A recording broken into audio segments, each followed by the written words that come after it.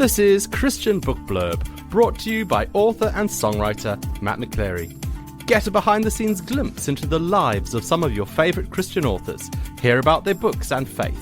Also, why not check out my website, mattmcclery.com. Well, hello and welcome to this episode of the Christian Book Blurb Show, where we like to encourage you in your discipleship one book at a time.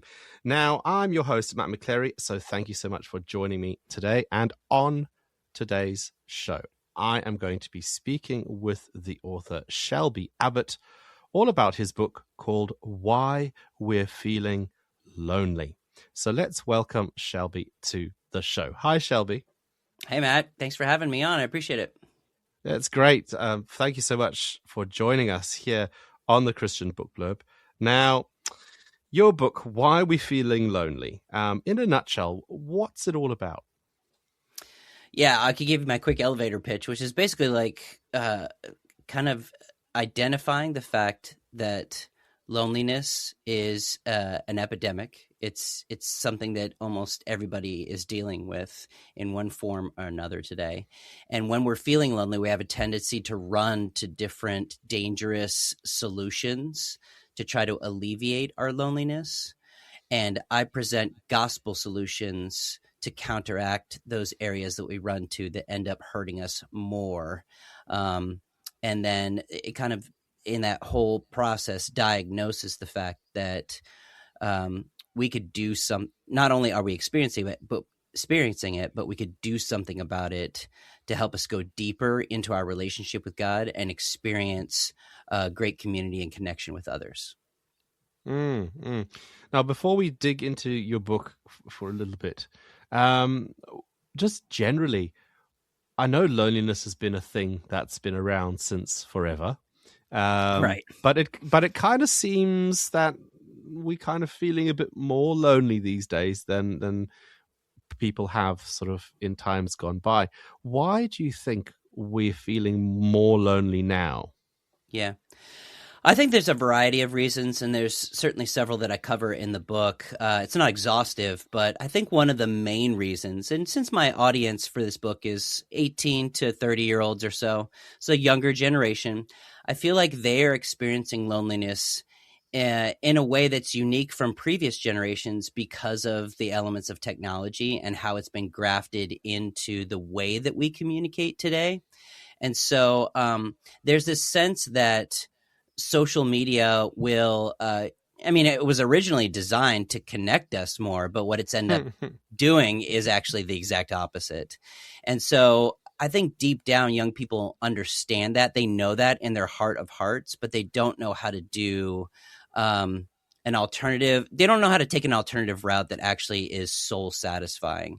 And so everybody is doing this kind of curated version of who they are out there on the internet, this avatar of themselves that they're trying to portray about what life is like for them, when in reality they know it's edited content. It's not actually authentic. It's not genuine. And with that comes a deep sense of wanting to connect with others when they know that they're not. And so there's this gap there. And when they experience that gap, they feel all the more lonely in that process. So I think that's the unique thing that this generation is struggling with that perhaps previous generations did not struggle with before. That's interesting. I'm in my mid-40s and I remember a world before the internet. But my children, they're still quite young, but they've never experienced a world without it.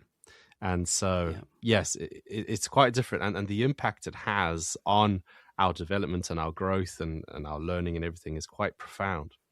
So let's just talk about loneliness in today's context. How do you define loneliness then? In today's context, it's not really much any different than it was 10, 25, 50 years ago. Loneliness is that feeling of being isolated and separate, apart from other people. And so when that is experienced through the lens of today and today's culture. I mentioned social media, of course, but like not every young person is on social media. However, when they communicate with other people, they're usually doing it through their phones. I've been on staff with Crew, which is a campus ministry, for the last 26 and a half years. And so my target audience is college students. And I am in a time period now where I have literally never met a college student who does not have a smartphone in one form or fashion. It depends on how they use it, but everybody has a smartphone. So that means that is the primary way by which they communicate with other people. And when you communicate with people, rarely do they use the phone app on their phone. They usually text or they communicate in some other form through their smartphone. But when you communicate through a text, even if you're not on social media, like I just mentioned, you know that you have the ability to hit that backspace button and edit what you've said. And so there's something built kind of into our hearts that knows that we're not being 100% genuine when we communicate through our phones. There's not that opportunity for social awkwardness, weird body language.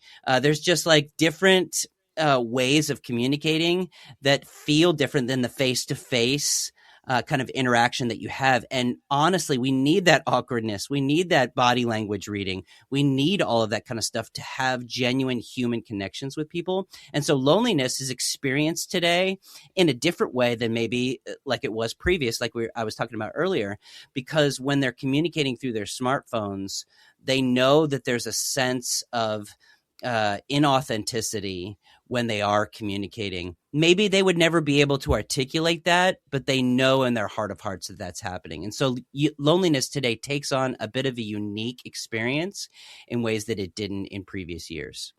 That is interesting. So what are some of the common misunderstandings about loneliness that you hope to clarify in the book?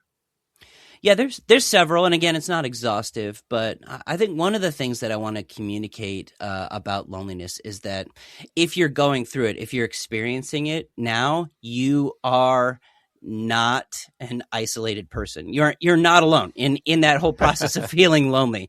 It is a almost universal experience. Almost every conversation that I've had in the last year with college students, the common denominator has been an experience of wrestling with loneliness.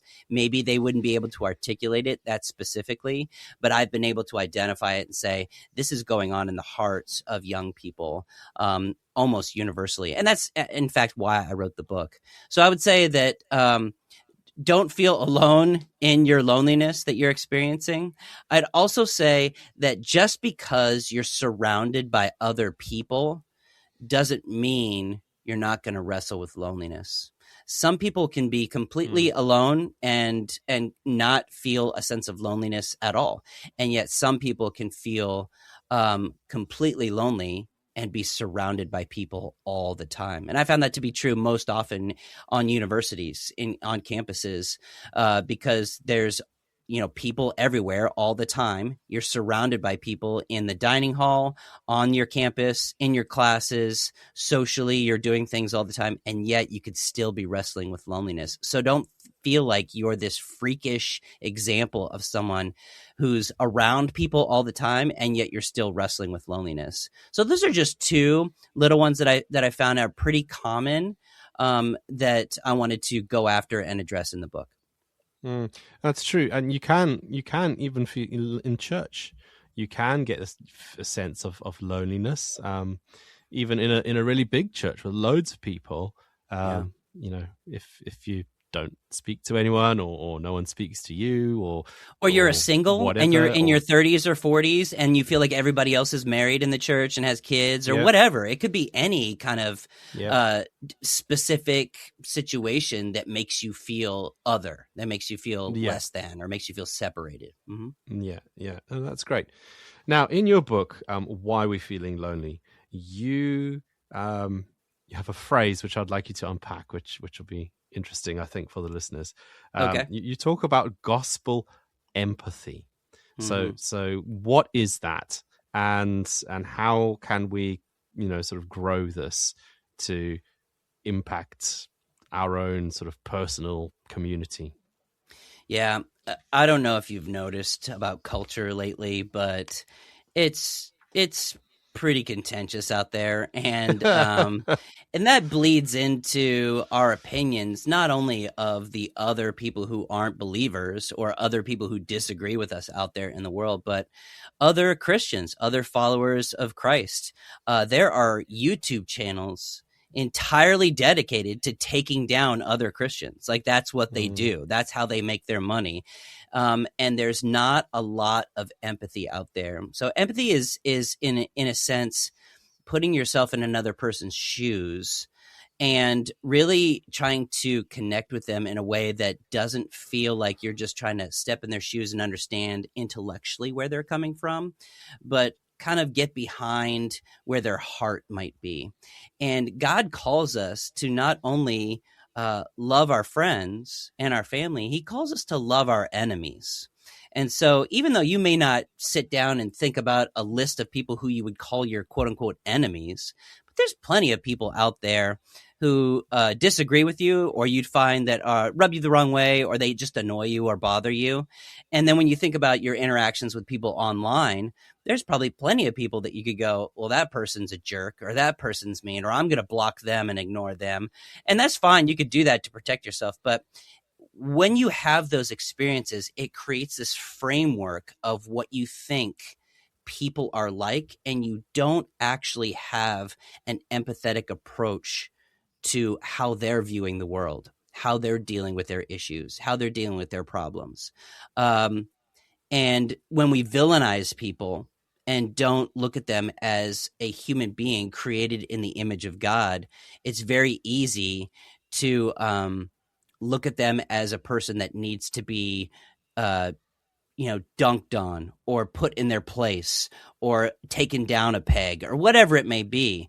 The gospel is the opposite of that. And so there's twofold. There's really looking at things through their shoes, through their eyes, through their heart. And then there's also a sense of humility that we need to approach on our own to say, hey, maybe I could be wrong in some of these situations and opinions that I have. Let me approach my view of them as God would look at them, as God would approach them. And when you start to do that and have that direct sense of empathy that you have toward other people and a direct sense of humility in your own heart, you'll begin to be able to understand and approach conversations with people and perspectives toward other people in a way that is more Christ honoring, as opposed to this constant war that we feel like we're in with other people, Christians and non-Christians. Now, you mentioned just now humility. Mm-hmm. So how does humility factor into combating loneliness or even anger? Yeah. Well, anger has a tendency to drive you away from other people, because nobody wants to be around an angry fool, right? Nobody wants to be like, yeah, I want to be best friends with that guy. He seems really, really bitter and harsh and angry all the time. So humility is one of those things that God calls us to as believers, whether we like it or not. The scriptures say God opposes the proud, but gives grace to the humble. I don't want to be a proud person that God wants to stiff arm. I want to be a person that God wants to shower grace on. So I want to be closer to the heart of my Creator. And the way to do that is to be a person who is pursuing humility. When you're a humble person, you're willing to listen before you speak. You're willing to close your mouth and open your ears. You're willing to approach different perspectives that other people have with a sense of, what can I learn from this, as opposed to how can I debate this or combat this. And really when you have that kind of posture towards others, naturally it's a warm, open personality that people want. They're drawn to it. Maybe they don't want to be friends with you, but they want to at least explore your way of thinking. And when you have that kind of perspective, that humble perspective, it naturally just connects you with other people. If you think about someone in your life who you know is humble and not arrogant, you want to be near that person. You want to draw close to that person. You think that person's got wisdom that I don't have. What are they doing? How are they experiencing life in ways that I am not experiencing? What habits have they set up in their life that I don't have? You want to be drawn to that. And so naturally, if you're that type of person, people will be drawn to you. And so there's an intrinsic kind of built-in deterrent for loneliness when you're a person of humility. And so, I encourage people in the book to do things that would maybe be different than what they would ordinarily be drawn to. So like, have you ever been to an atheist meeting? Have you ever been to a political meeting where you disagree you disagree with the political viewpoints of the people who are going to be at that meeting? And not to go in there and do like reconnaissance work in order to take them down, but really to just listen about what their heart motivations are.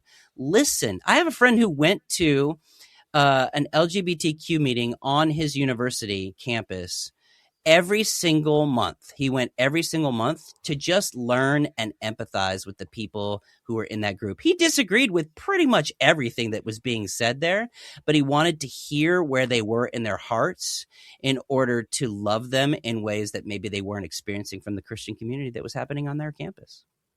It's beautiful, I think.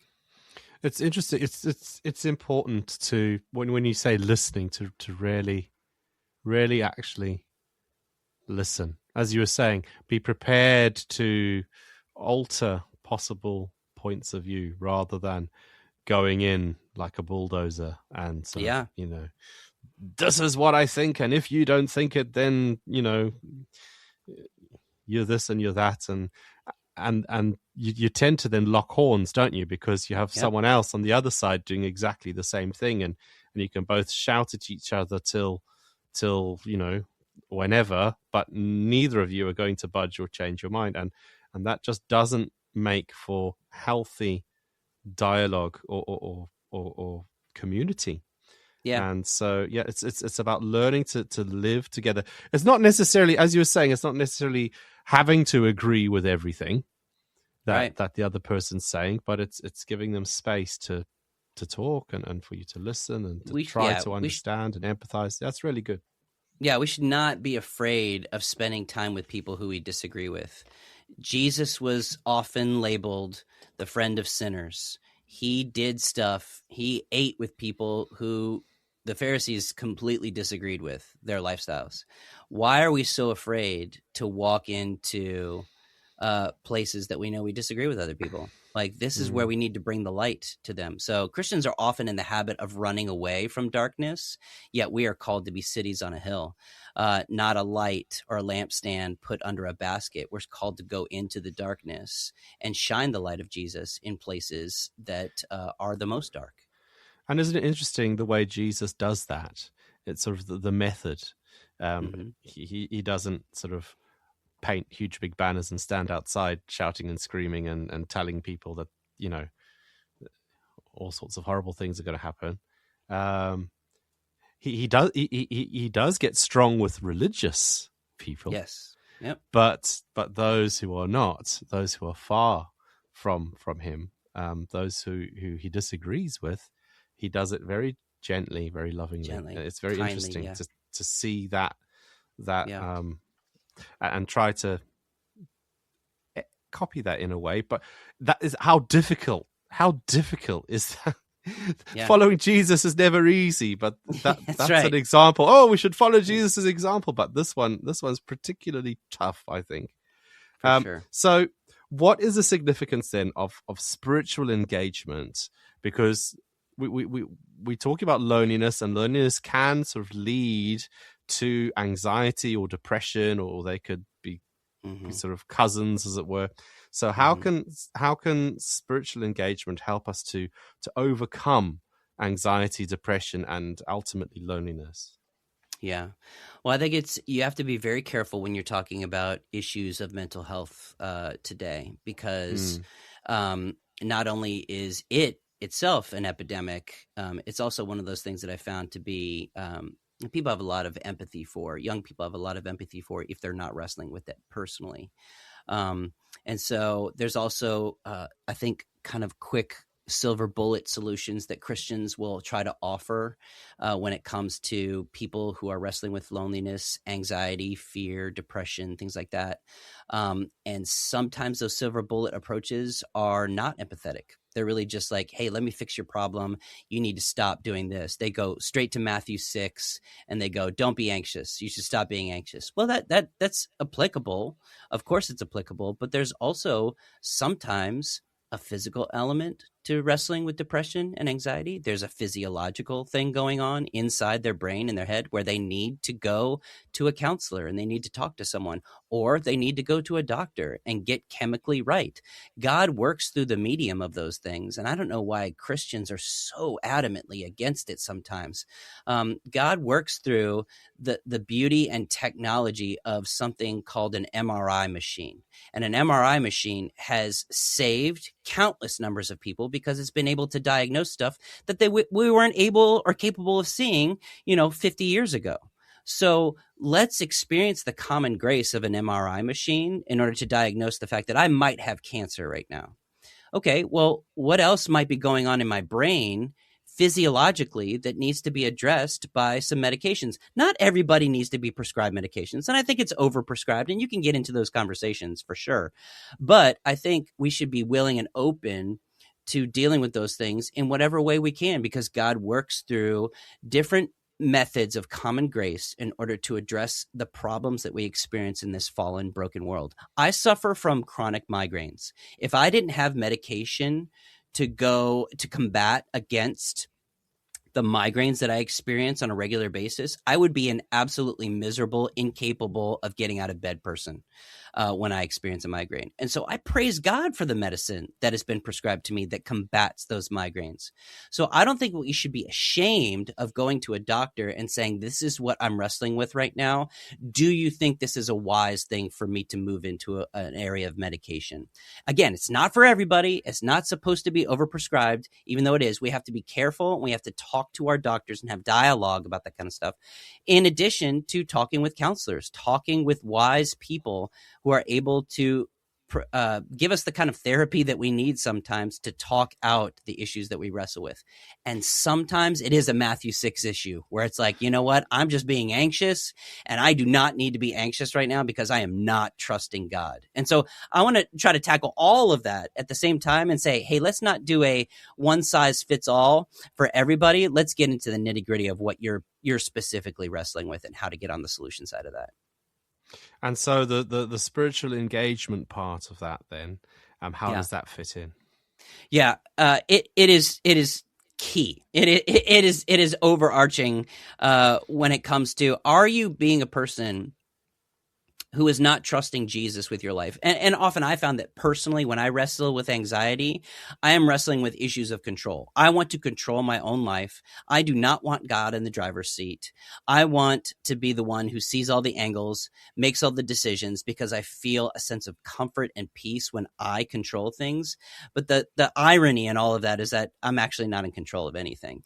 And so when I'm trying to think about and control the days coming in the future, and I'm anxious about that is lacking a trust and a faith in the God of the universe who loves me, rescued me from my sin by sending his son Jesus. And so there's a deeply spiritual part of depression and anxiety. And sometimes we really need to go after that and say, where are these areas where you're not actually believing the best about who God is, how he loves you, the sovereignty that he has over all things?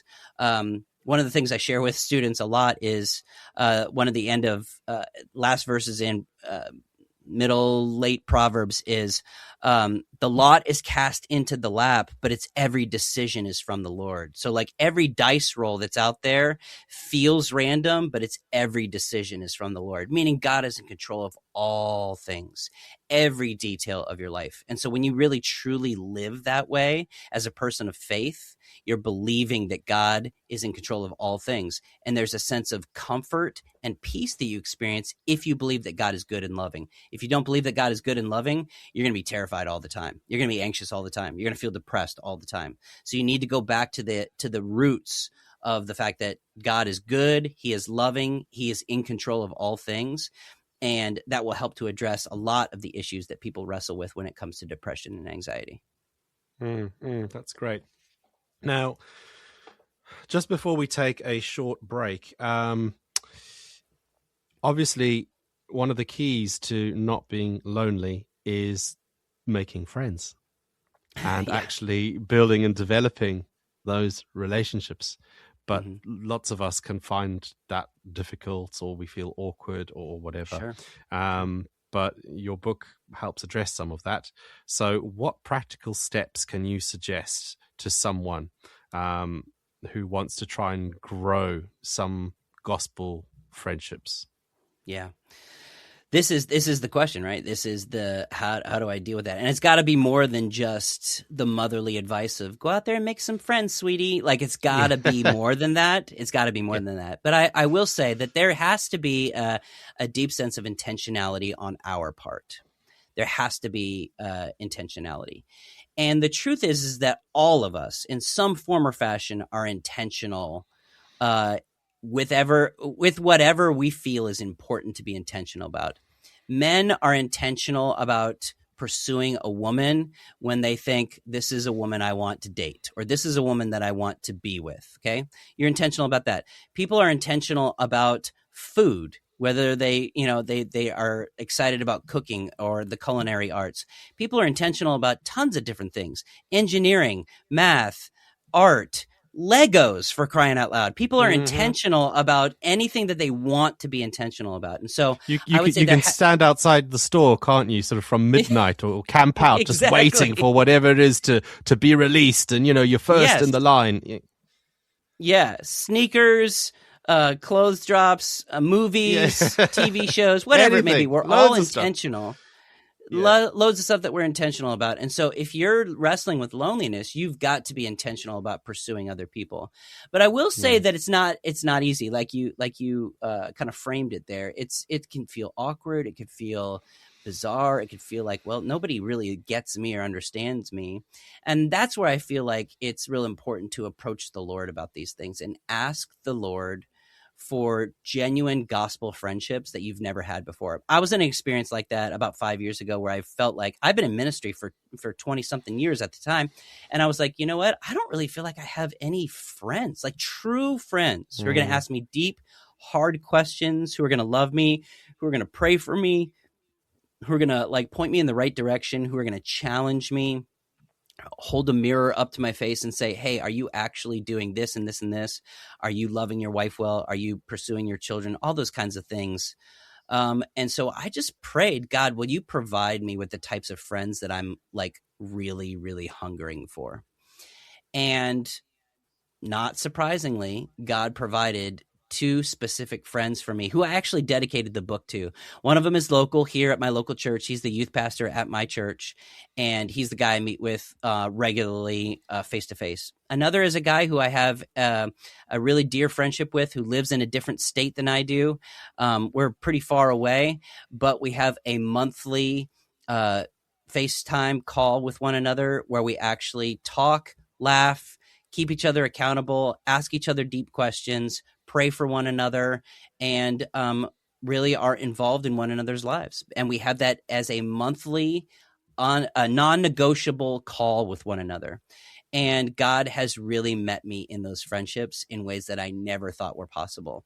And it started with, God, will you give me some gospel friendships? It's just asking that question. So there's an intentionality element that I need to move out there and put myself out there and perhaps be uncomfortable in certain situations by going to a campus ministry, going to a Bible study, going to a church Sunday morning service, going to a singles meeting, going to whatever. I have to be intentional. But at the same time, I can do the work beforehand and ask God to provide those kinds of friendships that I'm longing for in ways that really satisfy that thirst that I have for going deeper than just joking around all the time or just talking about sports all the time. Which there's nothing wrong with those things. It's just that we need more than that. Yeah, that's really good, really great practical advice. Thanks, Shelby. I've been chatting with Shelby Abbott about his book, Why We're Feeling Lonely. I'll be back chatting more with Shelby about his life and his faith just after these, so stay tuned. If you enjoy listening to this podcast, you can help keep it on the web. All you've got to do is buy me a coffee. Head over to buymeacoffee.com/Matt McChlery to make a donation. There is a link in this episode's show notes. So go on, buy me a coffee today and help this podcast to keep supporting Christian books and authors. Hi, welcome back to the Christian Book Blurb podcast. Before the break, I've been chatting with author Shelby Abbott all about his book, Why We're Feeling Lonely and What We Can Do About It. This side of the break, Shelby, we like to get to know the authors a little bit better. Okay. Now, as we've been having our conversation, I've been looking behind you on the video screen and seeing a couple of things have caught my eye.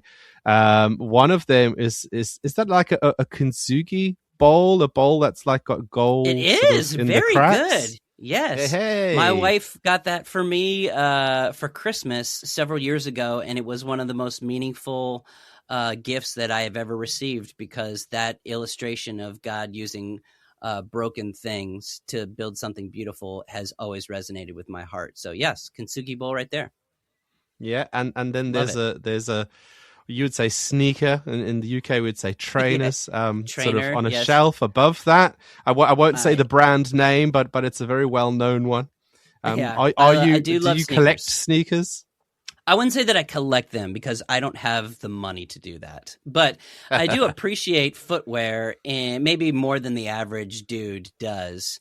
And so I actually went to sell these sneakers back to a consignment shop. They took them back and they paid me for them. And when I got home, one sneaker was left in the bag, and I was like, "Oh no, they forgot this." And I was like, "Well, I'm just going to put this up as a decoration." So I just put that right there. And it goes well with my painting too. So yes, it does. It's very color coordinated. Oh yeah, a friend tell us of about mine the made this painting. painting for me. Oh, wonderful. I'm good friends with a fellow author named Paul David Tripp.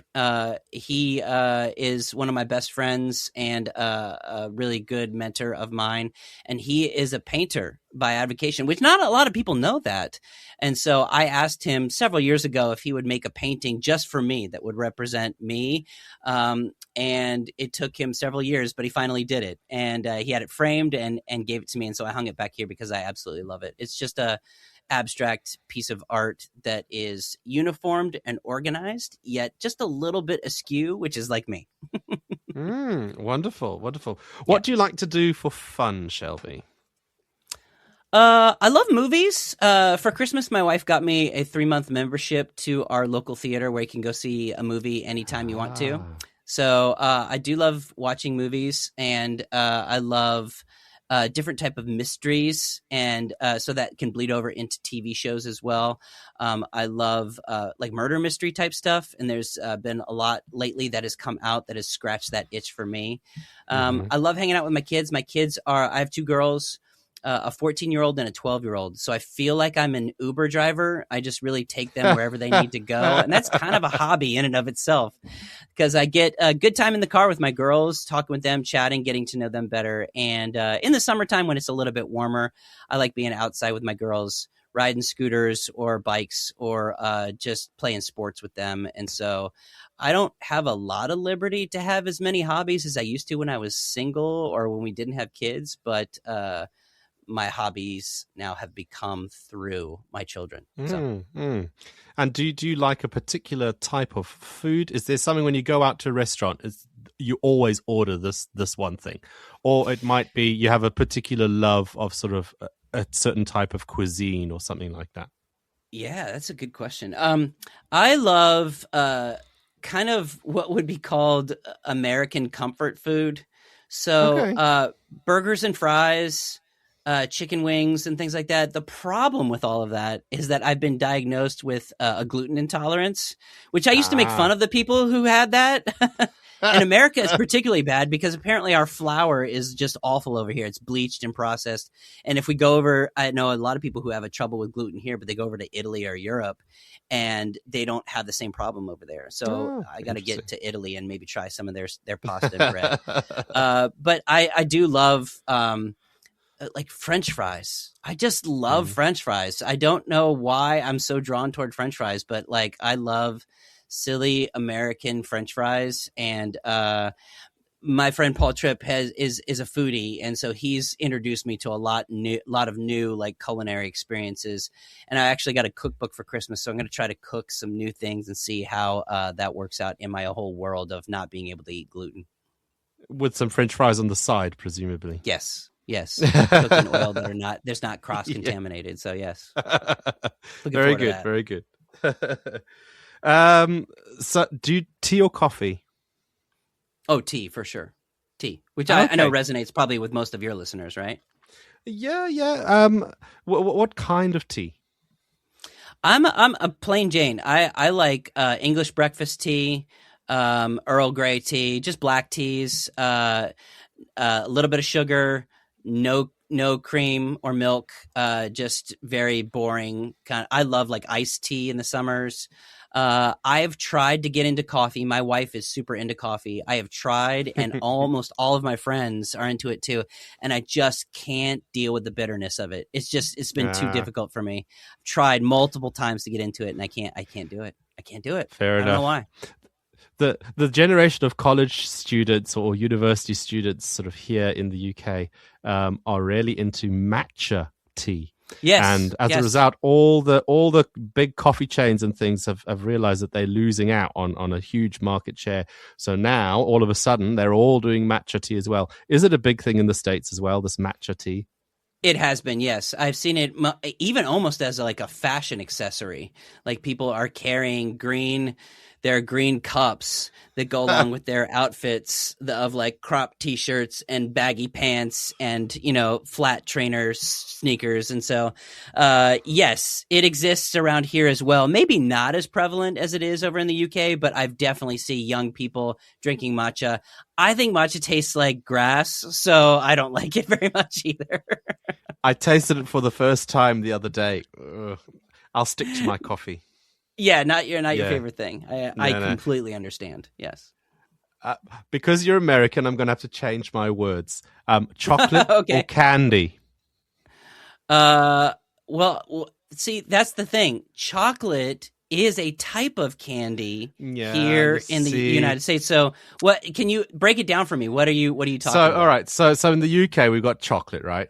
But then we also have sweets, which are like sort of hard kind of candy, or sort of peppermints that would fall into a sweets category, or you get sort of those sort of chewy kind of. Do you get Haribo over there? Is that a brand? Yes, we do. Like gummy bears and stuff like that. Yeah, exactly. So all of that would fall into the sweets category, whereas chocolate is the stuff that melts and makes your fingers all sticky and Yeah, give me chocolate 10 times out of 10. I would always prefer that, even though it does melt. I love chocolate. I love milk chocolate, dark chocolate. I will probably always opt for chocolate.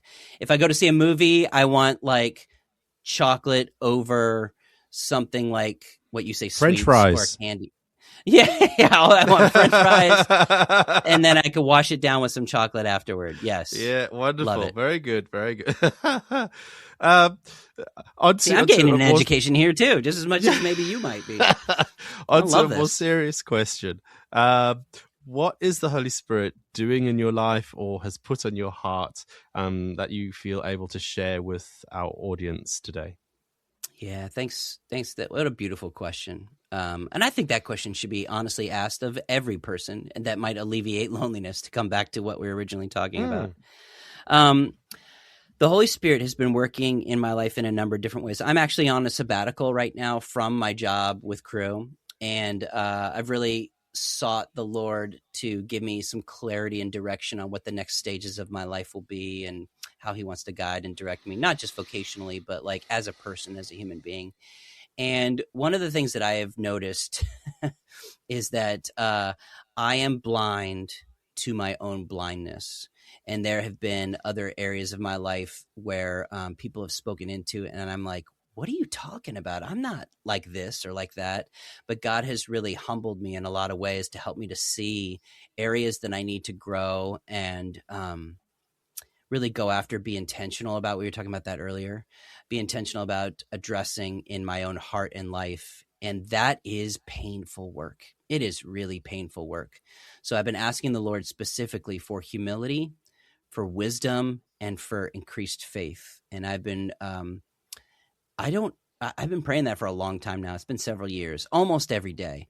I don't feel more faithful or wise or humble, but I don't know. Maybe the Lord is teaching me that in ways that, like, if you think you're humble, you're not humble. And the first step towards wisdom that we read in Proverbs is realizing that you need to get wisdom. Like you're not wise. That's like the first step towards wisdom.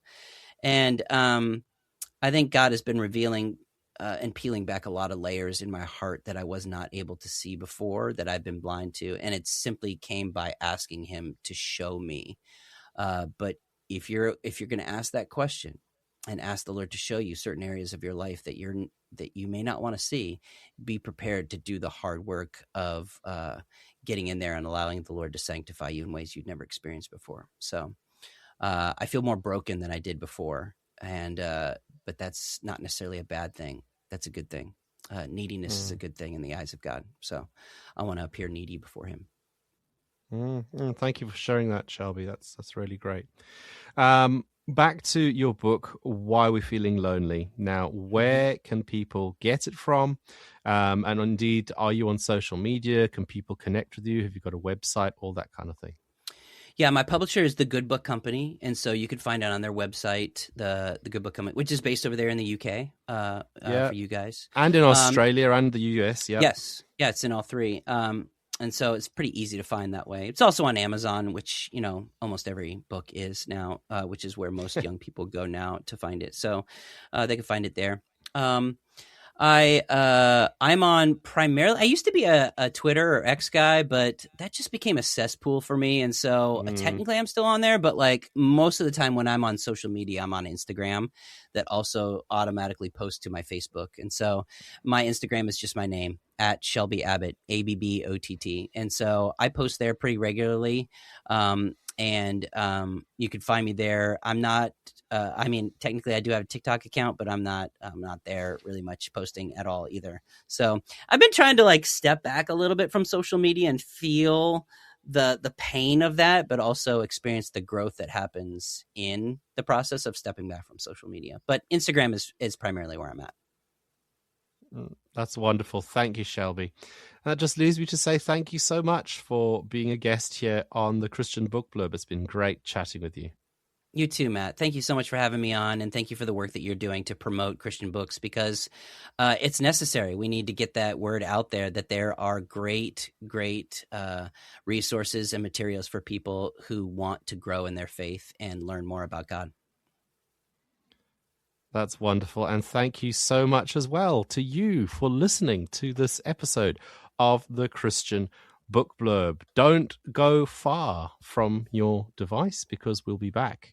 We put one of these out on the 1st and the 15th of every month. So it won't be long until I'm back again, chatting with another Christian author all about their books, their lives, and their faith to help you grow in your discipleship, one book at a time. So I look forward to seeing you again then. Thanks and goodbye.